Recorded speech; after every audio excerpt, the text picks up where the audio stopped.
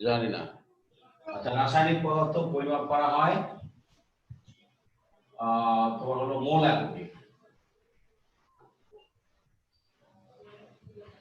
তো এক মোল পদার্থ বলতে আমরা কি বুঝি সেটা একটু বুঝি আগে, যে 1 নম্বর পয়েন্ট। 2 নম্বর পয়েন্ট হচ্ছে যে এক মোল পদার্থ বলতে আমরা কি বুঝবো। এক মোল পদার্থ বলতে কি বুঝি? এক মোল পদার্থ বলতে আমরা বুঝি তার গ্রাম আণবিক ভরকে। অর্থাৎ আমরা বলবো যে গ্রাম আণবিক ভর অথবা এটা হলো যৌগিক পদার্থের ক্ষেত্রে, এটা হলো যৌগিক পদার্থের ক্ষেত্রে আমরা বলবো গ্রাম আণবিক ভর। যৌগিক পদার্থ কোনটা? হ্যাঁ, যৌগিক পদার্থ, যৌগিক পদার্থ। হ্যাঁ, এটা যদি হয় তাহলে গ্রাম আণবিক ভর বলবো। না, এই জিনিসটা যৌগিক পদার্থটা কেমন? যৌগিক পদার্থ হচ্ছে যেটা, সেটা হচ্ছে যে যেমন পানি একটা যৌগিক পদার্থ। তো পানি যৌগিক পদার্থ কারণ পানির মধ্যে দুই ধরনের পদার্থ আছে, একটা অক্সিজেন আছে, একটা হাইড্রোজেন আছে, সেজন্য পানি একটা যৌগিক পদার্থ। যেসব পদার্থের মধ্যে দুই বা ততোধিক মৌলিক পদার্থ থাকে সেগুলাকে আমরা বলি যৌগিক পদার্থ। পানির মধ্যে পানি একটা যৌগিক পদার্থ। কি কারণে যৌগিক পদার্থ? পানির মধ্যে হাইড্রোজেন আছে, অক্সিজেন আছে। হাইড্রোজেন একটা মৌলিক পদার্থ, অক্সিজেন একটা মৌলিক পদার্থ। দুইটা মৌলিক পদার্থ মিলে এখানে পানি তৈরি হচ্ছে। তার মানে মৌলিক পদার্থগুলো যুক্ত হয়ে যৌগিক পদার্থ তৈরি করে। গ্রামাণবিক ভর সমান হইতেছে যৌগিক পদার্থ। হ্যাঁ, গ্রামাণবিক ভরটা হইতেছে যৌগিক পদার্থের সমান। ক্ষেত্রে মাপা হয়। এটা হলো এটা মানে যৌগিক পদার্থের ক্ষেত্রে পরিমাপ করা হয়।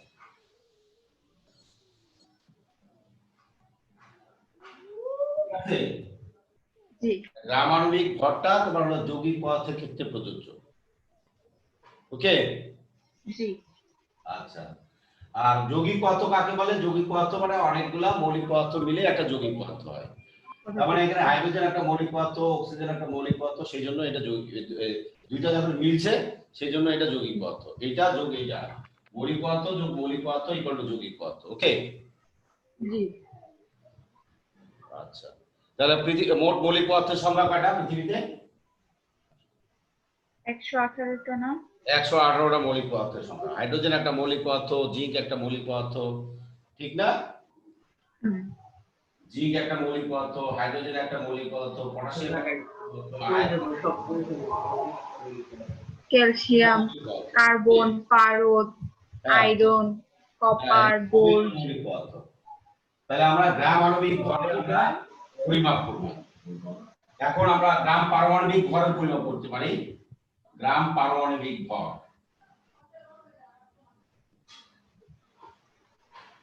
এটা যদি তোমার হচ্ছে যদি এই ইয়া হয়, যদি মৌলিক পদার্থ হয়, যদি কি হয় মৌলিক পদার্থ যদি হয়, তাহলে আমরা গ্রাম পারমাণবিক ভরে পরিমাপ করব। ওকে? জি। এটার মধ্যে কোনো সমস্যা নাই? না। তাহলে আমি মুছে দিলাম। এখন আমাদের বিষয় হচ্ছে যেটা আমরা এক মোল পদার্থ বলতে আমরা কি বুঝবো, যেমন এক মোল সালফিউরিক অ্যাসিড বলতে কি বুঝবো। যেমন আমরা বলি 1 কেজি 1 কেজি তোমার হলো, ধরো মনে করো 1 কেজি কি 1 কেজি চাল। 1 কেজি চাল দেখো আমরা বলি না 1 কেজি চাল, তার মানে আমরা বুঝি যে 1 কেজি চাল মানে ওজন করলে 1 কেজি হবে এটা। তাহলে আমরা 1 কেজি চাল না বলে আমরা যদি বলি যে 1 মোল সালফিউরিক অ্যাসিড, তার মানে এটার মানে কি 1 মোল সালফিউরিক অ্যাসিড, এটা অর্থটা কি? আচ্ছা স্যার, মোলকে গ্রামে প্রকাশ করতে হয় না? হ্যাঁ, মোলকে তো গ্রামে প্রকাশ করতে হবে। তাহলে এখানে তো 1 কেজি চালকে তাহলে এটা গ্রামে নিতে হবে না? হ্যাঁ, তো গ্রামে নিব আমরা। এটা চালের ক্ষেত্রে আমরা কেজি পরিমাপ করছি, কিন্তু এইটা মোলের ক্ষেত্রে আমরা গ্রামে প্রকাশ করব। গ্রামে প্রকাশ করব। তাহলে 1 মোল সালফিউরিক অ্যাসিড বলতে আমরা কি বুঝবো? 1 মোল সালফিউরিক অ্যাসিড বলতে আমরা বুঝবো যে সালফিউরিক অ্যাসিডের কি, সালফিউরিক অ্যাসিডের গ্রাম আণবিক ভর, তাই না? হ্যাঁ। গ্রাম আণবিক ভর সেটা মানে 1 মোল সালফিউরিক অ্যাসিড। সালফিউরিক অ্যাসিডের গ্রাম আণবিক ভর কত? তাহলে আগে আণবিক ভর আগে বের করতে হবে এটা। হ্যাঁ। আণবিক ভর কত? তো হাইড্রোজেনের কয়টা পরমাণু আছে? হাইড্রোজেনের পরমাণু আছে একটা। কোথায় একটা? দুইটা না, নিচে দুই আছে না? এইচ, আর এইচ মানে কি? হাইড্রোজেনের একটা পরমাণু। আর নিচে যখন দুই দেওয়া হয় তার মানে হাইড্রোজেনের দুইটা পরমাণু। দুইটা পরমাণু। তার মানে দুইটা পরমাণু মিলে এরকম একটা হাইড্রোজেন, এই একটা হাইড্রোজেনের পরমাণু আর এই একটা হাইড্রোজেনের পরমাণু, এই দুইটা পরমাণু মিলে হাইড্রোজেনের একটা অণু তৈরি করছে। এটা কি তৈরি করছে? ঠিক আছে? জি।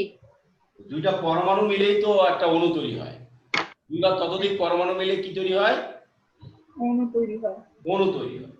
তাহলে এখানে যেহেতু দুইটা আছে, দুইটা পরমাণু আছে, তো পরমাণু মিলেই তো অণু তৈরি হয়েছে। পরমাণুগুলো মিলে কিন্তু অণু তৈরি হয়, এটা কিন্তু জানতে হবে। ওকে? জি। হাইড্রোজেনের কয়টা পরমাণু আছে? হাইড্রোজেনের মধ্যে দুইটা। দুইটা পরমাণু আছে। হাইড্রোজেনের একটা পরমাণুর ভর কত? হাইড্রোজেনের একটা পরমাণুর ভর কত?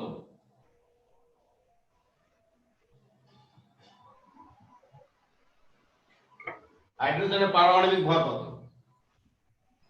হাইড্রোজেনের পারমাণবিক ভর কত?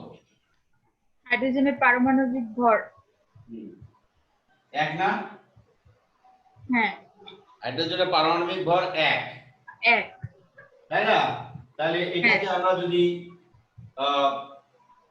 হাইড্রোজেনের একটা পরমাণুর ভর, মানে পারমাণবিক ভর বলতে আমরা বুঝি একটা পরমাণুর ভর। ঠিক আছে? পারমাণবিক ভর বলতে কি বুঝবো? পারমাণবিক ভর একটা পরমাণুর ভর। একটা পরমাণুর ভর। ওকে? জি। তাহলে হাইড্রোজেনের পারমাণবিক ভর এক বলতে আমরা বুঝবো কি? যে হাইড্রোজেনের একটা পরমাণুর ভর। হাইড্রোজেনের একটি পরমাণুর ভর, এরকম বুঝবো। তাহলে হাইড্রোজেনের পরমাণু এখানে কয়টা আছে? দুইটা। দুইটা। তাহলে দুইটা হলে তাহলে একটা যদি ভর এত হয় তাহলে দুইটা পরমাণুর ভর কত হবে? একটা পরমাণুর ভর যদি এক হয়, দুইটা পরমাণুর ভর কত হবে? দুই, নাকি? জি। তাহলে এখানে কত লিখবো আমরা? এখানে তাহলে আমরা লিখবো দুই। তার মানে এখানে আমরা মোট পরমাণু আছে কয়টা? এখানে হাইড্রোজেনের একটা পরমাণু, তার মানে এখানে আমাদের হচ্ছে দুই যোগ এখানে সালফার, মানে সালফার কয়টা পরমাণু আছে? সালফারের এখানে চারটা পরমাণু আছে। কোথায় চারটা হলো? একটা না, সালফার একাই একজন না, আর অক্সিজেন তো এটা। সালফারকে শুধুমাত্র এস দিয়ে প্রকাশ করা হয়। হ্যাঁ, সালফার তো এস। সালফার কয়টা আছে? এখানে একটা আছে। একটা আছে। তো সালফারের পারমাণবিক ভর কত? 16। পারমাণবিক ভর 32। এই যে আমার এখানে আপনি যে একটা চার্ট দিছিলেন, প্রতীক যোজনী পারমাণবিক ভর। সালফারের 32। সালফার তাহলে এখানে 16 কেটে 32 লিখবো। হ্যাঁ, 16 না, পারমাণবিক সংখ্যা লেখা আছে, দেখো তোমার ওখানে যেটা দেওয়া আছে, এটা পারমাণবিক সংখ্যা হলো 16 আর পারমাণবিক ভর হলো 32। পারমাণবিক ভরের স্যার এটা কি বের করে নিতে হয় নাকি এগুলা চার্ট আছে? এগুলা চার্ট, এগুলা মুখস্থ করতে হয়। আপনি যে পেজগুলোর ভিতরে দিছেন? হ্যাঁ, আমি এই যে ইয়ার ভিতরে দেওয়া আছে, দেখো। আচ্ছা। সালফারেরটা মনে হয় এখানে বাকি পড়ে গেছে, সালফারেরটা দেওয়া হয়নি। সালফার 32, এটা মনে রাখতে হবে। হ্যাঁ, সালফার কত? 32। সালফারের 32, পারমাণবিক ভর 32, এটা মুখস্থ রাখবা কিন্তু এখনই, মানে সালফারের 32, তাহলে যোগ দিব 32। অক্সিজেনের কত? অক্সিজেনের 16। জানি না, 16। অক্সিজেনের পরমাণু একটা অক্সিজেনের পরমাণুর ভর হলো 16। 16। কত? 16। তাহলে এখানে অক্সিজেনের পরমাণু আছে কয়টা? তাহলে এখানে আছে 16 দিয়ে 4কে গুণ করতে হবে। তাহলে কত হবে? 48 না 64? 64। তাহলে টোটাল কত হলো? 64 যোগ 32 যোগ 2, 98 গ্রাম। তাহলে 98 হয় এটা। এটা পারমাণবিক ভর হ্যাঁ 98। একে যদি গ্রামে প্রকাশ করি তাহলে কি হবে? 98 গ্রাম হয়ে যাবে। কত কত হবে? 98 গ্রাম। 98 গ্রাম সালফিউরিক অ্যাসিড মানে 1 মোল। বুঝতে পারছো কথা? জি। তো 98 গ্রাম সালফিউরিক অ্যাসিড মানে হচ্ছে 1 মোল। তাহলে আমরা 1 মোল সালফিউরিক অ্যাসিড বলতে আমরা কি বুঝবো? 98 গ্রাম সালফিউরিক অ্যাসিড ইকুয়াল টু 1 মোল। ওকে? হ্যাঁ আচ্ছা অনুরূপ স্যার, ভাবে দুই একটা বের করো। আমরা তো এটা বের করতে পারি যে ধরেন অ্যামোনিয়াম ক্লোরাইড NH4Cl, এটা হইতেছে দুইটা পদার্থের দুইটা পরমাণুর সমন্বয়ে গঠিত, দুইটা মৌলের সমন্বয় অ্যামোনিয়াম ক্লোরাইড। কিন্তু এই যে অ্যামোনিয়াম ক্লোরাইড সালফিউরিক দুইটা কোথায়? অ্যাসিডটা অ্যামোনিয়াম ক্লোরাইড তো দুইটা না। না, আর কি দুইটা NH4 এটা হইতেছে একটা মৌল, আর Cl এটা হইতেছে একটা মৌল। কিন্তু মৌল হোক বাট এখানে পরমাণু আছে কয়টা? না, পরমাণুর কথা আমি বলতেছি না, এখানে হইতেছে এটা মৌলিক দুইটা পদার্থ মৌলের কয়টা? তৈরি, দুইটা। মৌলিক পদার্থ দুইটা কোথায়? মৌলিক পদার্থ তিনটা আছে না সিমি? এটা তো যৌগমূলক, এইটার হিসাব তো করলে হবে না, তো পরমাণুর হিসাব করতে হবে। যৌগমূলক এখানে না, এই যে ধরেন এখানে এটা তো আমরা দুইটা পদ আর কি, NH4 এর কতটা পরমাণু আছে আর Cl এর কতটা পরমাণু আছে, ওইটাকে ক্রস করে আমরা হইতেছে এটা বানাইতে পারছি।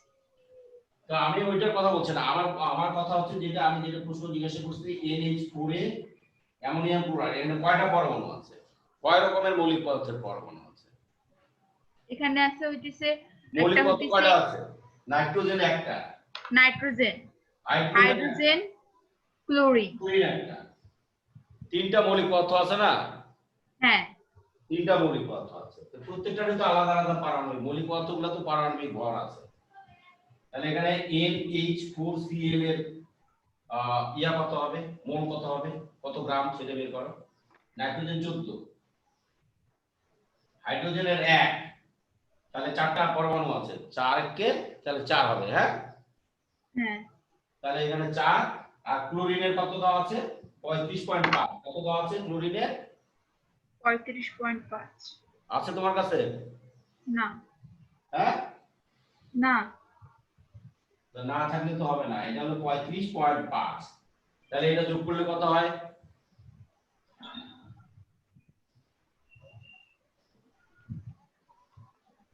14 যোগ 4 যোগ 35.5, 53.5। তাহলে এই যে 53.5 গ্রাম অ্যামোনিয়াম ক্লোরাইড মানে কত? 1 মোল। 1 মোল। তাহলে 1 মোল নিয়ে আমাদের আর কোনো চিন্তা ভাবনা আছে? 1 মোল কি? না হ্যাঁ, না, তাই যদি 1 মোল না হয় তাহলে তুমি আমাকে এখন প্রশ্ন উত্তর দাও। 5 gram carbon dioxide equal to কত mole? 5 gram carbon dioxide কত মোল?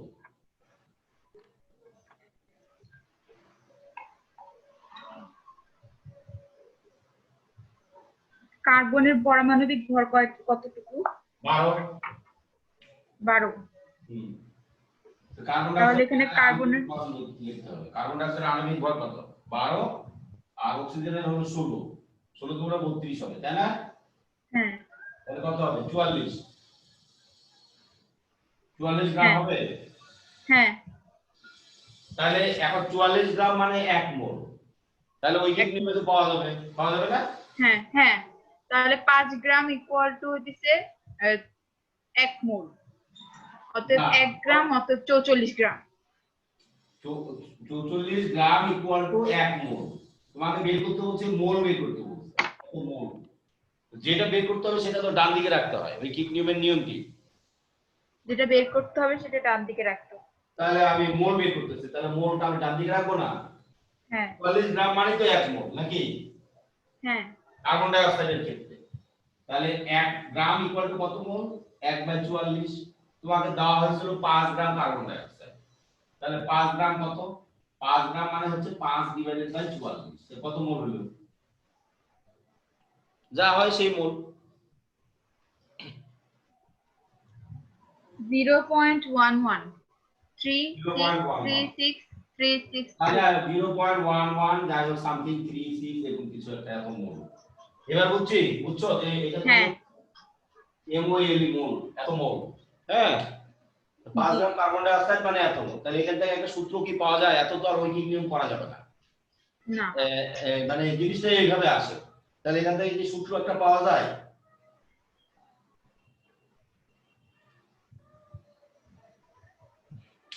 আণবিক ভর ডিভাইডেড বাই মোল। না, এখানে কি 5 গ্রাম মানে পদার্থের পরিমাণ, তাই না? পদার্থের পরিমাণ, হ্যাঁ হ্যাঁ, মানে পদার্থের পরিমাণ।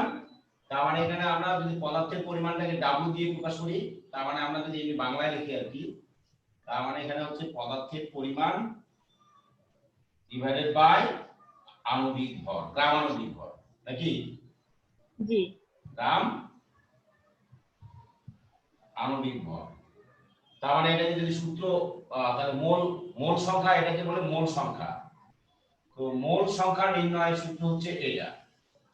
তো এটাকে আমরা বলি মোল সংখ্যা। কত মোল? মোল সংখ্যাটা হচ্ছে এটা। মোল সংখ্যাকে n দিয়ে প্রকাশ করা হয়।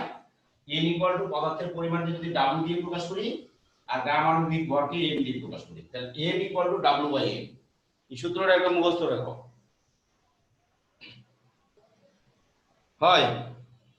হ্যাঁ, এখানে কিসে মোল সংখ্যা ইকুয়াল টু,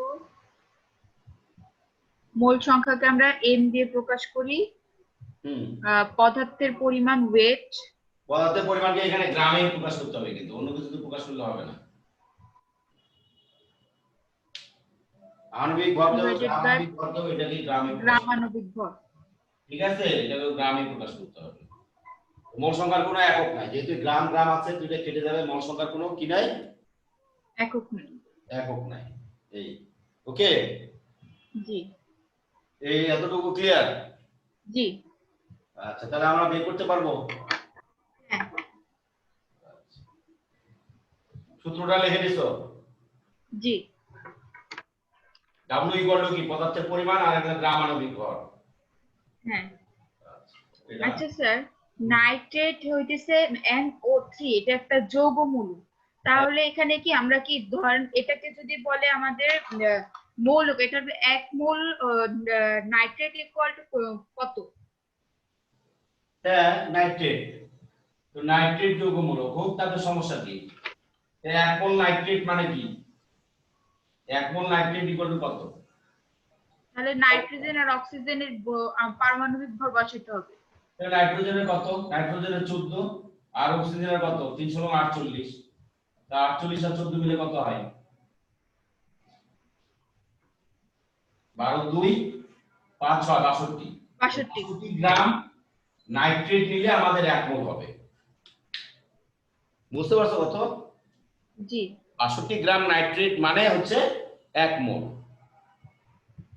জি এরকম আর কি, সবগুলাই সেম, কোনোটাই আলাদা না।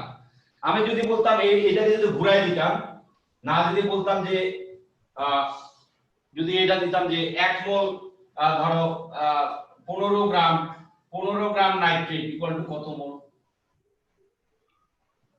তাহলে কি হতো? তাহলে এটার কতটুকু সেটা বের করতাম, পদার্থের আণবিক ভরটা W বাই M। W পরিমাণ হচ্ছে 15 গ্রাম, নাকি? হ্যাঁ, আর M মানে হচ্ছে গ্রাম আণবিক ভর। গ্রাম আণবিক ভর কত বাইরেছিল আমাদের? 62। তাহলে ভাগ করলে যা হয় তত মোল। 0.241935482। তাহলে অত মোল। বাচ্চাদের অঙ্ক আর কি। হ্যাঁ হ্যাঁ তো মোল আমরা বুঝলাম, মোল নিয়ে আর কোনো কথা আছে না। আচ্ছা স্যার, এখানে যে আরেকটা আছে হইতেছে 1 মোল পরমাণুতে 6.023 × 10⁻23 টি পরমাণু থাকে, এটা বলতে কি বোঝায়? 1 মোল পদার্থে কতগুলো পরমাণু থাকে? কোন পদার্থে কতগুলো কি থাকে পরমাণু থাকে এটার হিসাব এখন করতে হবে। তো এক মোল পদার্থে কতগুলো পরমাণু থাকে এটা হিসাব নিকাশ করতে গেলে কি করতে হবে আমাদেরকে? তো এক মোল পদার্থে অলওয়েজ 6.023 * 10⁻23 এতটি অণু বা পরমাণু থাকে।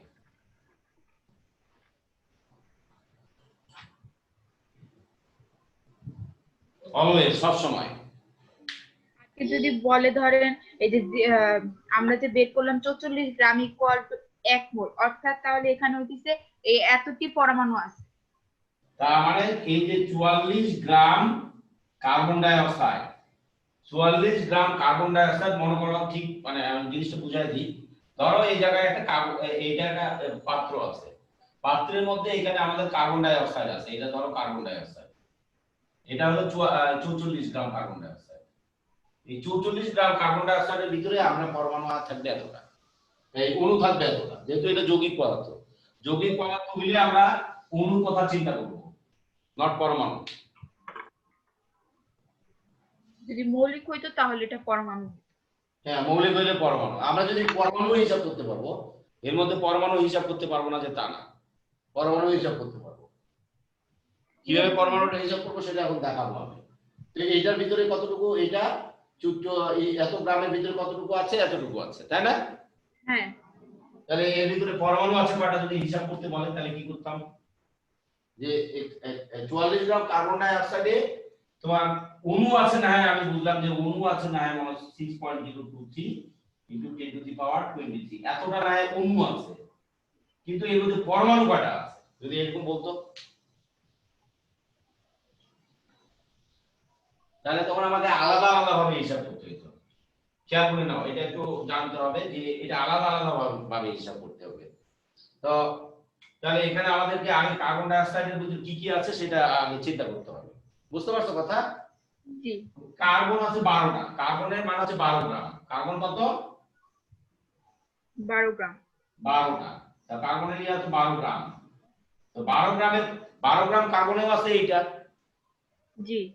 12 গ্রাম কার্বনের পরমাণু আছে কয়টা? যেহেতু এটা মৌলিক পদার্থ তখন পরমাণু হয়ে যাবে। তাহলে 12 গ্রাম কার্বনে পরমাণু আছে কয়টা? 12 গ্রাম কার্বনের পরমাণু আছে তো এইটাই 6.023 * 10⁻23 এতটি পরমাণু আছে। ওকে? হ্যাঁ।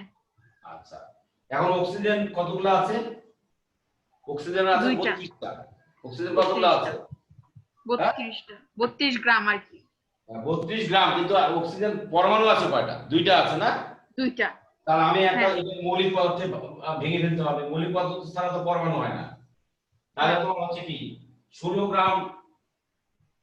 গ্রাম অক্সিজেনে পরমাণু আছে কয়টা? ওইটা 6.023 * 10⁻³ এতটি। হ্যাঁ। তাহলে আমাদের এখানে কত হবে? 16 গ্রামে এতটা আছে। তাহলে 1 গ্রামে কয়টা আছে? 1 গ্রামে আছে অক্সিজেনে আছে তারপর 6.023 * 10⁻23 ডিভাইডেড বাই 16, এটা নাকি 16? হ্যাঁ হ্যাঁ। তাহলে মোট কত আছে এখানে? 32 গ্রামে পরমাণু আছে কত? 32 গ্রামে পরমাণু আছে তোমার হচ্ছে, তার মানে এখানে আরো 32 দিয়ে গুণ দিতে হবে, তাই না? 32 গ্রামে কটা আছে? 32 দিয়ে গুণ দিলে 16 × 32 মানে 2 দিয়ে গুণ দিতে হবে। তার মানে একটা অক্সিজেনে আছে কত? একটা অক্সিজেন পরমাণুতে আছে এতটা, দুইটা অক্সিজেন পরমাণু আছে না? হ্যাঁ। আমরা ওইভাবে করতে পারতাম, এইভাবে যে একটি একটি না তো 16 গ্রাম, 16 গ্রামে আছে তোমার হচ্ছে এতটা, 16 গ্রামে আছে কয়টা? তোমার হচ্ছে যে 6.023 * 10⁻23 এতটা পরমাণু আছে। কিন্তু ওই একই কথা, ওই যে তার মানে 32 গ্রামে কতটা আছে, তার মানে ডাবল হয়ে যাবে। কত হয়ে যাবে? ডাবল হয়ে যাবে। ডাবল হয়ে যাবে। তার মানে এটাকে 2 দিয়ে গুণ দিতে হবে। 2 দিয়ে গুণ দিলে কত হয়? দেখো 2 দিয়ে গুণ দিলে কত হয়? এই 6.023 6.023 into 10 inverse 23 into 2 এটা ইনভার্স দাও দরকার না, খালি এতটুকুকে 2 দিয়ে গুণ দিলেই তো হয়, ওটা লেখারই দরকার নেই। 2 দিয়ে গুণ করলে হয় হইতেছে 12,046। কোনটা? জি, না, পয়েন্ট না না না পয়েন্ট দিতে ভুলে গেছি। 6.023 into 2 ওই তো 12.046। তাহলে 12.046 into 10 ইনভার্স 23, তাহলে এতটা পরমাণু আছে। তাহলে এই কার্বন ডাই অক্সাইডে তোমার হচ্ছে এই কার্বন ডাই অক্সাইডে মোট কতগুলো পরমাণু আছে? তাহলে দুটো যোগ করলে বের হয়ে যাবে। যোগ করলে বেরিয়ে যাবে, যোগ করে দেখো কত। 10 ইনভার্স 23 কেও কি যোগ করব নাকি এটা আলাদা থাকবে? এটা কিন্তু 1 মোল কার্বন ডাই অক্সাইড, এটা কয় মোল? 1 মোল। 1 মোল কার্বন ডাই অক্সাইডে কতগুলো পরমাণু আছে সেটার হিসাব। ওকে, জি। তো কত হলো? যোগ করলে যা হয় তাই পারা যাবে না? হ্যাঁ স্যার, এখানে কি যখন যোগ করব তখন কি 10 ইনভার্স 23 কে ধরবো? হ্যাঁ, তা তো ধরতেই হবে। তুমি এই দুইটা যোগ করলে আর এটা মানে ফিক্সড রাখলেই হবে। কথা বুঝতে পারছো আমার কথা? জি স্যার, জি স্যার। শুধু এইটুকু যোগ করবা, এটা আর যোগ করার দরকার নাই, এটা লিখে দিলেই হবে, একটা লিখলেই হবে। এটা তো গুণ না। হচ্ছে 18.069 এটা। হ্যাঁ, এটা হলো 18.069 ইনটু 10 ইনভার্স 23, তার মানে এতটা থাকবে। ওকে, জি। তাহলে এতটি কি থাকবে? পরমাণু থাকবে। তাহলে পরমাণুরও হিসাব শিখলাম, আবার অণুরও হিসাব শিখলাম। ওকে, কোনো সমস্যা? না না। অণু পরমাণুর হিসাব আমাদের শেষ। তো এখান থেকে কি একটা পরমাণুর ভর পাবো না? এখন পরমাণুর ভর পাইলাম, পরমাণুর ভর নির্ণয় করতে পারবো? পরমাণুর ভর নির্ণয় করা সম্ভব? হ্যাঁ, এই যে 12 গ্রাম বের করছি কার্বনের। পরমাণুর ভর নির্ণয় করতে, পরমাণুর ভর নির্ণয় করতে চাই না আমরা। একটা হলো অণু পরমাণু সংখ্যা করলাম, বের করলাম। একটা হলো যে অণু এবং পরমাণুর সংখ্যা, এটা কিন্তু সংখ্যা, পরমাণু কয়টা অণু কয়টা এগুলা বের করলাম। কিন্তু আমরা এখন বের করব অণু পরমাণুর ভর কত, একটা অণু একটা পরমাণুর ভর কত।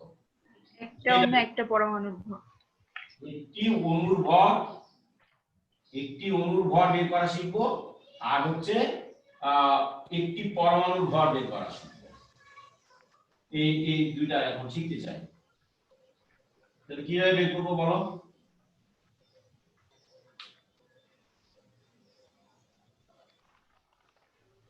ধরো যে 44 গ্রাম কার্বন ডাই অক্সাইড মানে 1 মোল নাকি? জি। 44 গ্রাম কার্বন ডাই অক্সাইডে কতগুলো পরমাণু থাকে? 6.623 কতগুলো অণু থাকে? into 10 inverse 6.023 সরি ইংরেজি বাংলায় 6.023 into 10 inverse 23, এতটি কি থাকে? অণু থাকে, তাই না? জি। তাহলে উল্টাই দিলে আমরা পাওয়া যাবে না? এতটি অণু থাকে কত গ্রাম কার্বন ডাই অক্সাইডে?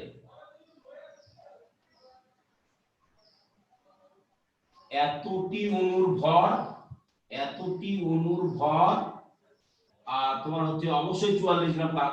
এতটি অণুর ভর অবশ্যই 44 গ্রাম লেখা যাবে? জি। হ্যাঁ হ্যাঁ। এতগুলা অণু ভর করলে আমাদের মাপলে আমাদের 44 গ্রাম, তাহলে একটা অণুর ভর কেন পাওয়া যাবে না? তাহলে একটি অণুর ভর কত হবে? একটি অণুর ভর তাহলে 44 ডিভাইডেড বাই তোমার হচ্ছে এই যে এটা 6.023 into 10 inverse 23। হলো। তাহলে এখানে এই 10 inverse 23 এটাই থাকবে 44 ভাগ 6.023। আসে হইতেছে 7.30532,957। এখানে ইনভার্স হয়ে যাবে, এখানে এটা ওইদিকে চলে গেলে ইনভার্স হয়ে যাবে, উপরে উঠলে কি হয়ে যাবে? 10 ইনভার্স 23 পরে ইনভার্স হয়ে যাবে এটার সাথে। হ্যাঁ, তাহলে কত হলো? 7.305 into 10, বাকিগুলো বলবো না, 10 ইনভার্স 23, তার মানে একটা, তাহলে একটা অণু কার্বন ডাই অক্সাইডের একটা অণুর ভর এত, পাইলাম না? হ্যাঁ। তো আমরা এবার পরমাণুর ভর নির্ণয় করতে পারবি? একটা পরমাণুর ভর নির্ণয় করতে পারবো? হ্যাঁ। কিভাবে নির্ণয় করব? পরমাণু বর্তমান মৌলিক পদার্থ থেকে পাবি, তাই না? মৌলিক পদার্থ থেকে বের করব। হ্যাঁ। তাহলে আমরা যদি সোডিয়াম মানে 23 গ্রাম সোডিয়াম মানে কত? 23 গ্রাম সোডিয়াম মানে হচ্ছে 1 মোল, নাকি? হ্যাঁ। 1 মোল মানে হচ্ছে পদার্থের মধ্যে কতগুলো পরমাণু আছে? 6.023 * 10 ইনভার্স 23 এতটি পরমাণু আছে, তাই না?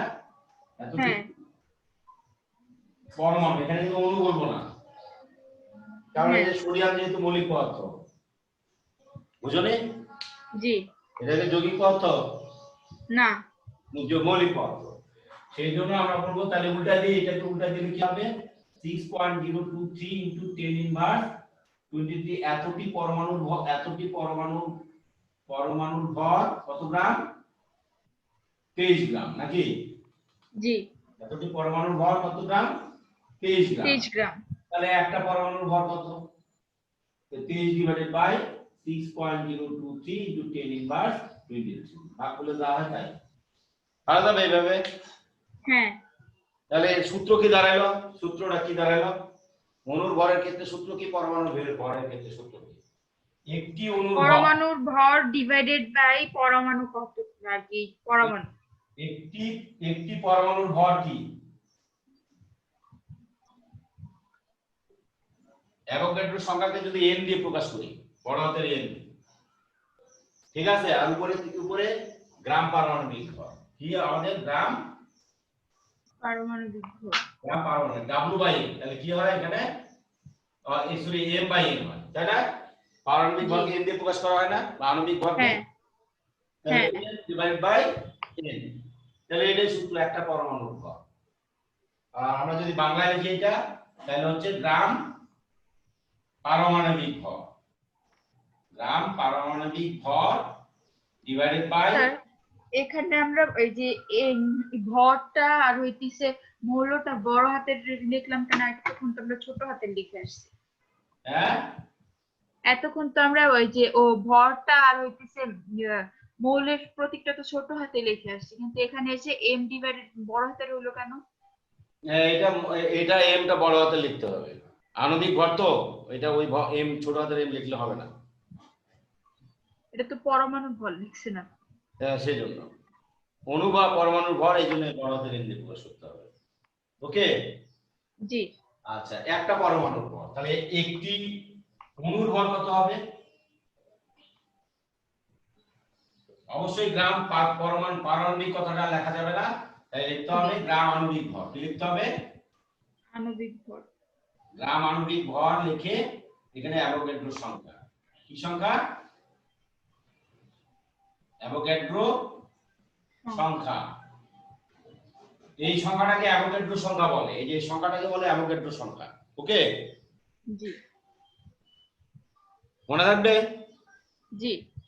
এই সংখ্যাটাকে কি বলে? অ্যাভোগাড্রোর সংখ্যা। অ্যাভোগাড্রোর সংখ্যা এটা। তাহলে এইটা আমরা পাইলাম, তাহলে এটারও সূত্র হচ্ছে m divided by n। Sir, অ্যাভোগাড্রোর সংখ্যাটাকে n দিয়ে প্রকাশ করা হয়? হ্যাঁ, বড় হাতের n কিন্তু, আর ছোট হাতের n বলে মোল সংখ্যা, দুইটা কিন্তু পার্থক্য আছে। ছোট হাতের n মানে হচ্ছে মোল সংখ্যা, বড় হাতের n মানে মোল, এটা মোল সংখ্যা, আর ওটা হচ্ছে তোমার হচ্ছে অ্যাভোগাড্রো সংখ্যা। বড় হাতের n মানে হচ্ছে অ্যাভোগাড্রো সংখ্যা। ওকে? জি। না, এটা বুঝতে কোনো সমস্যা নাই? না। তো সেটা বাচ্চাদের মানে এই ছোট একদম, মানে চ্যাপ্টারটা খুব ইজি, পুরো কঠিন কিছু না। ওরে মনে হয় কাছে কালকে থেকে কেমিস্ট্রি সহজ হয়ে গেছে। ও কালকে থেকে কেমিস্ট্রি সহজ হয়ে গেছে। হ্যাঁ, কালকে এই অধ্যায়টা বসে বসে আর কি ভিডিও দেখছি, জানি আপনার সামনে বুঝতে যেন কোনো প্রবলেম না হয়, 2-3 বার যেন বোঝানো না হয়। আচ্ছা ঠিক আছে, এখন আমরা একটু মোল সংখ্যা তো আমরা একটু শিখলাম নাকি? তো হ্যাঁ, আমরা মোটামুটি এটা যদি শিখে থাকি তাহলে আমরা এখন পড়ব মোল, মোলার আয়তন। এবার আমরা মোলার আয়তন নিয়ে আমরা একটু পড়ব, কি মোলার আয়তন, ঠিক আছে? জি। তো মোলার আয়তনকে নরমালি ভি দিয়ে প্রকাশ করা হয়। মোলার আয়তনকে কি দিয়ে প্রকাশ করা হয়? ভি দিয়ে। ভি দিয়ে প্রকাশ করা হয়। এটা প্রতীক হলো ভি। ওকে, মোলার আয়তনের প্রতীক হইতেছে ভি। ভি দিয়ে প্রকাশ করা হয়। মোলার আয়তনের সংজ্ঞাটা আমরা কি বলবো, সংজ্ঞা কাকে বলে, তার মানে কাকে বলে এটা?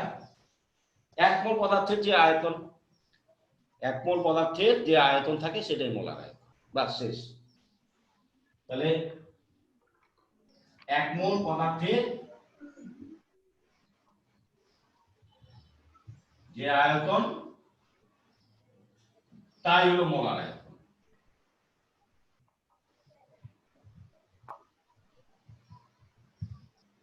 নাকি? হ্যাঁ, এক মোল পদার্থের যে আয়তন, 2 মোল পদার্থের যে আয়তন সেটাকে কি বলবো? তাহলে আমরা বলবো এক মোল পদার্থের আয়তন, তার মানে আমরা বলবো এক মোলার আয়তন। কি বলবো? এক মোলার আয়তন। বলবো এক মোলার আয়তন। এক মোলার আয়তন, এক মোল পদার্থের আয়তন, এক মোল পদার্থের আয়তন, পদার্থের আয়তন ইকুয়াল টু এক মোলার আয়তন। তাহলে 2 মোল পদার্থের আয়তন কত হবে? তাহলে 2 মোলার আয়তন। তাহলে হবে 2 মোলার আয়তন। 3 মোল পদার্থের আয়তন কত হবে? 3 মোলার আয়তন। ওকে, জি। এই আর কি, এটাকে মোলার আয়তন বলা হয়। তো মোলার আয়তন আমরা এইভাবে প্রকাশ করি, ভি দিয়ে প্রকাশ করি। আর মোলার আয়তন নিয়ে আমরা তেমন কিছু নাই। মোল পদার্থের যে পুরো আয়তন সেটাই হইতেছে মোলার আয়তন। মোলার আয়তন, কিন্তু এটা হচ্ছে এক মোলার আয়তন, ঠিক আছে? তো এখন গ্যাসীয় পদার্থের ক্ষেত্রে তোমার একটু আছে, মোলার আয়তনটা একটু আলাদা রকম আছে।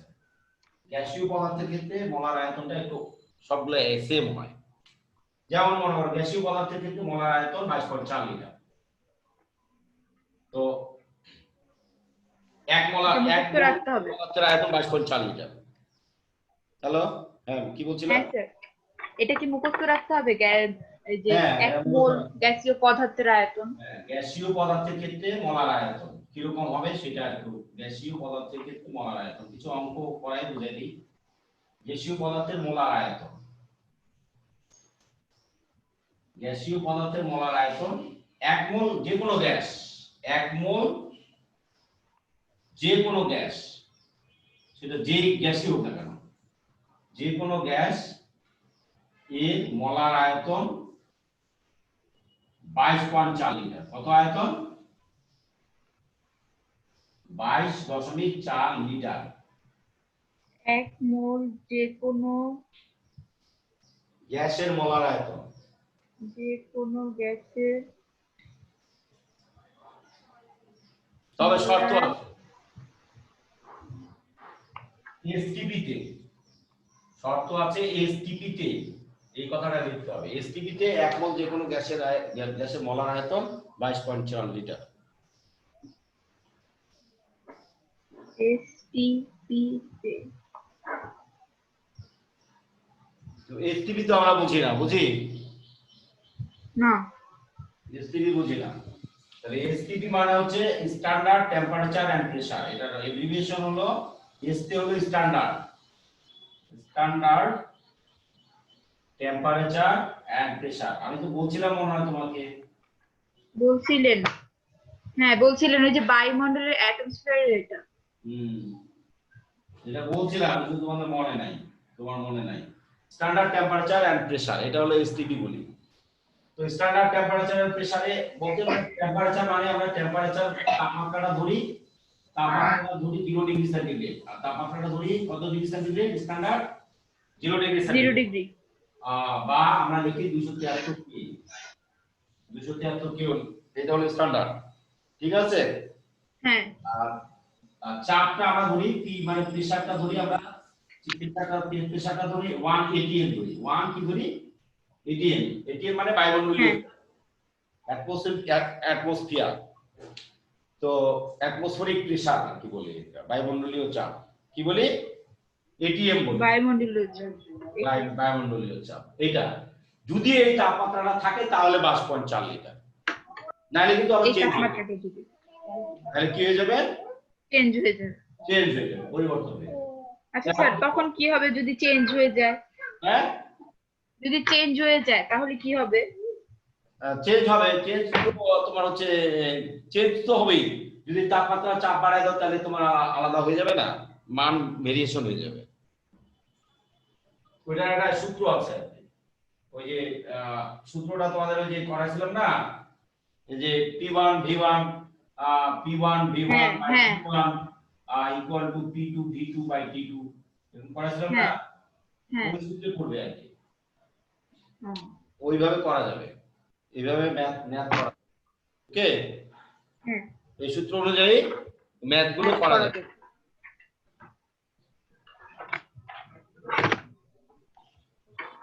ওই যে 22.4 লিটার যেটা আসছে এই যে 22.4 লিটার যে আসছে এটা আয়তনটা তো 22.4 লিটার কিভাবে আসছে এই সূত্র প্রয়োগ করেই তো 22.4 লিটার আসছে বুঝো নাই হ্যাঁ এই সূত্র প্রয়োগ করেই কিন্তু আসছে তো যাই হোক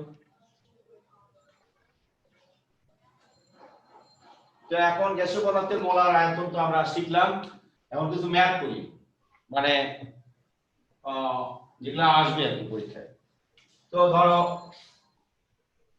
1 মোল কার্বন ডাই অক্সাইড গ্যাসের আয়তন কত 1 মোল কার্বন ডাই অক্সাইড গ্যাসের আয়তন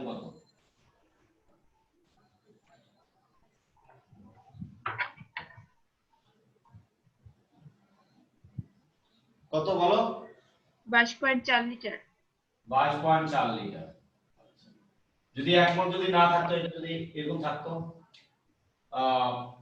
হাফ মোল গ্যাসের এটা দিয়ে গুণ দিতাম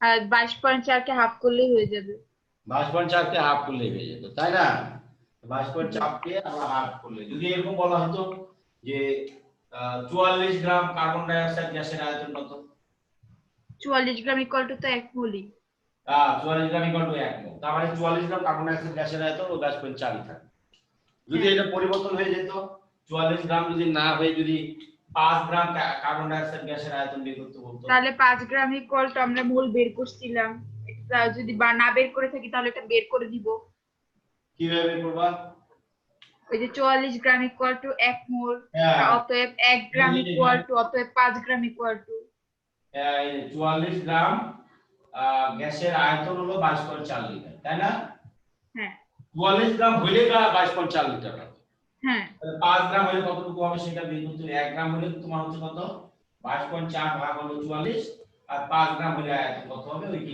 বের করা সম্ভব 22.4 * 5 ডিভাইডেড বাই 44 তাই না জি তাহলে ওই কি বের করা যায় 5 গ্রাম কার্বন ডাই অক্সাইড গ্যাসের আয়তন হ্যাঁ হ্যাঁ হ্যাঁ আচ্ছা যদি বলা হয় 1 লিটার কার্বন ডাই অক্সাইড গ্যাসে কতগুলো 1 লিটার কার্বন ডাই অক্সাইড গ্যাসে কতগুলো অণু থাকবে কিভাবে বের করবা 1 লিটার কার্বন ডাই অক্সাইড গ্যাসের ভর কত এটা বের করতে পারবা 1 লিটার কার্বন ডাই অক্সাইড গ্যাসের ভর হ্যাঁ এটা একটি নাকি 1 লিটার 1 লিটার সরি একটি না তো 1 litre 1 litre carbon die oxide গ্যাসের ভর কত যদি 22.4 লিটার গ্যাসে ভরটা যদি হয় হইতিছে এখানে ভর কত হবে 44 গ্রাম হ্যাঁ যদি 22.4 লিটার গ্যাসের ভর যদি হয় 22.4 লিটার কার্বন ডাই অক্সাইড গ্যাসের ভর যদি 44 গ্রাম হয় তাহলে 1 লিটার তাহলে আমার 1 লিটার তো বেরিয়ে যাবে তার মানে 44 ভাগ 22.4 নাকি পাওয়া যাবে না হ্যাঁ হ্যাঁ 1.964 এমন আসে হ্যাঁ 1.964285714 হ্যাঁ এটা হবে তার হলো 1 লিটার কার্বন ডাই অক্সাইড গ্যাসের ভর যদি এরকম বলতো যদি এটা বলতো, যদি আয়তন কতটুকু দখল করবে সেটা যদি বলতো, 1 গ্রাম কার্বন ডাই অক্সাইড বা যদি এরকম হতো 1 গ্রাম কার্বন ডাই অক্সাইড এর আয়তন কত, 1 গ্রাম কার্বন ডাই অক্সাইড এর আয়তন কত, তাহলে কি হতো? তাহলে 44 গ্রামে এর আয়তন হইতেছে 22.4 লিটার, অতএব 1 গ্রামের। যদি বলতো একটা অণু একটি কার্বন ডাই অক্সাইড অণু এর আয়তন কত, একটি কার্বন ডাই অক্সাইড অণুর আয়তন বের করতে বলতো, তাহলে কি হতো? একটি কার্বন ডাই অক্সাইড গ্যাসের অণু, কার্বন ডাই অক্সাইড অণুর গ্যাসের অণুর আয়তন কত? একটি কার্বন ডাই অক্সাইড গ্যাসের অণুর আয়তন কত? আমরা জানি যে হইতেছে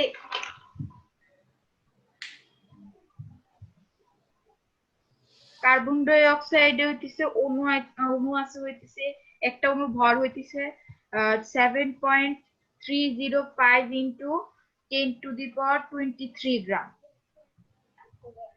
না, আমাদের ওইটাই বুঝলাম। তাহলে একটা কার্বন ডাই অক্সাইড অণুর আয়তন কত? 22.4 লিটারে কয়টা অণু থাকে? 22.4 লিটারে অণু থাকে হইতেছে 6.023 ইনটু 10⁻23। কয়টা অণুর আয়তন এত? 22.4 লিটার কয়টা অণুর আয়তন? তার মানে হচ্ছে 6.023 ইনটু 10⁻23। এতটি অণুর আয়তন কত? এতটি অণুর আয়তন অবশ্যই 22.4 লিটার, তাই না? হ্যাঁ হ্যাঁ হ্যাঁ হ্যাঁ। তাহলে একটা অণুর আয়তন কেন আমরা পাবো না? 22.4 ডিভাইডেড বাই হচ্ছে 6.023 ইনটু 10⁻23, এটা পাবো না? হ্যাঁ হ্যাঁ। তাহলে একটা অণুর আয়তন পেয়ে গেলাম, একটা কার্বন ডাই অক্সাইড গ্যাসের অণুর পেয়ে গেলাম নাকি? হ্যাঁ। এখানে 44 এর দরকার আছে না, 44 এর তো দরকার নেই, কারণ এতটা অণুর আয়তনই তো 22.4 লিটার হবে, যেটা 1 মোল। তাহলে একটা অণুর আয়তন পাবো না আমরা? হ্যাঁ পাওয়া যাবে? হ্যাঁ পাওয়া যাবে। অনুরূপভাবে একটা তোমার হলো এই অণুরও আয়তন পাবো আমরা, একটা অণুরও আয়তন পাবো, আয়তন বের করতে পারবো। ওকে, এখানে আর কোনো প্রবলেম না।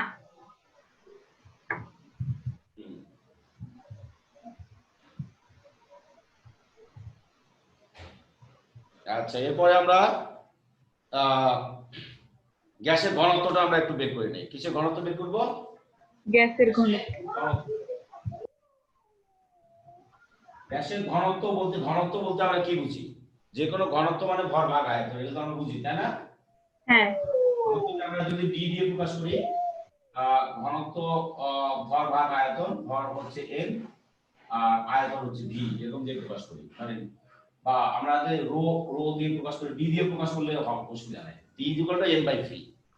তাহলে ঘনত্ব ইকুয়াল টু তোমার হচ্ছে ভর ভাগ আয়তন, এটা। হ্যাঁ জি। এই আয়তনটা কি, এই ভরটা কি, যেহেতু আমরা ঘনত্ব আমরা প্রকাশ করতেছি, সরি সিমি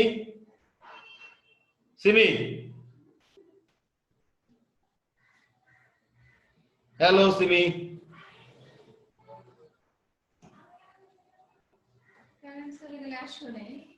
যে কিছুক্ষণ নেট থাকে না? জি না, ওই ইউটিউব হইলে থাকে খালি। হ্যাঁ, ইউটিউবে থাকে এখানে। ও আচ্ছা আচ্ছা, দাও আমার এটা দাও।